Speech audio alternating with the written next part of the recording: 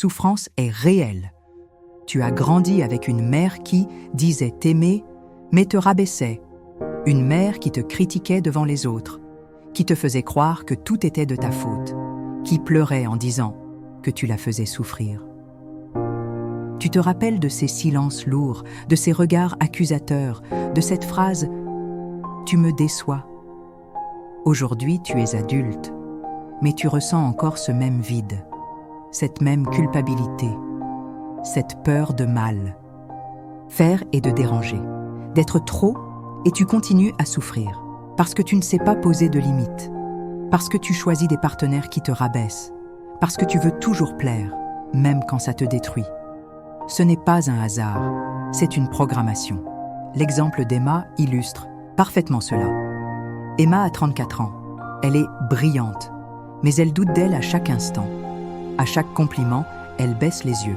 À chaque critique, elle s'effondre. Sa mère l'appelait « ma petite chieuse » quand elle osait dire non. Elle lui disait « tu veux toujours faire ta maligne ». Emma a appris que l'amour est conditionnel, qu'il faut se taire pour être aimé, qu'il faut réussir, mais sans jamais briller plus que maman. Aujourd'hui, Emma enchaîne les relations avec des hommes critiques, froids, distants. Et elle se demande « pourquoi je tombe toujours sur les mêmes ?» Parce qu'elle rejoue le drame, parce qu'elle espère guérir sa mère à travers eux. Décryptage.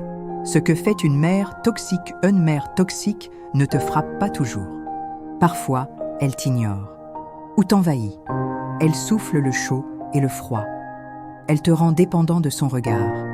Elle t'apprend à t'oublier, à devenir ce qu'elle veut, pas qui tu es. Tu développes ce qu'on appelle une dissonance affective. Tu crois que l'amour fait souffrir, que pour être aimé, il faut se plier.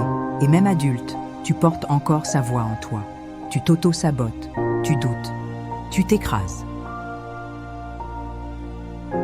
Prise de conscience. Le problème, ce n'est pas toi. Tu n'es pas faible, tu n'es pas cassé. Tu as été façonné par une relation biaisée, injuste, toxique, et tu as survécu. Tu es là, tu écoutes ce podcast, et ça, c'est le début de ta libération. Tu n'as pas à lui pardonner, tu n'as pas à la comprendre. Tu as le droit de guérir, pour toi, pas pour elle. La clé du jour, un geste symbolique. Ce soir, écris une lettre, pas pour l'envoyer, pour toi. Commence par cette phrase. Voilà ce que ton amour m'a coûté. Laisse sortir la rage, la peur, la tristesse. Tu as le droit. C'est ton espace. Et brûle cette lettre. Ou garde-la. Mais ne l'enterre plus. Si ce podcast a réveillé des choses en toi, c'est que tu portes des cicatrices invisibles. Et tu n'as pas à les porter seul. Je vous conseille vivement de lire ce livre « Quand maman blesse, ses blessures ne sont pas les miennes » de Joseph Rabi. Ce n'est pas seulement un guide mais une lumière dans le tunnel et une vraie thérapie. Pour guérir des traumas d'enfance et se libérer des blessures familiales. Tu y trouveras des récits, des clés, des exercices, des libérations. Ce n'est pas un livre, c'est une réparation, parce que tu mérites enfin de vivre ta vie, pas celle qu'elle a programmée. Merci pour ton écoute. Partage ce podcast si tu connais quelqu'un qui souffre en silence. Et n'oublie pas, ce n'est pas toi le problème.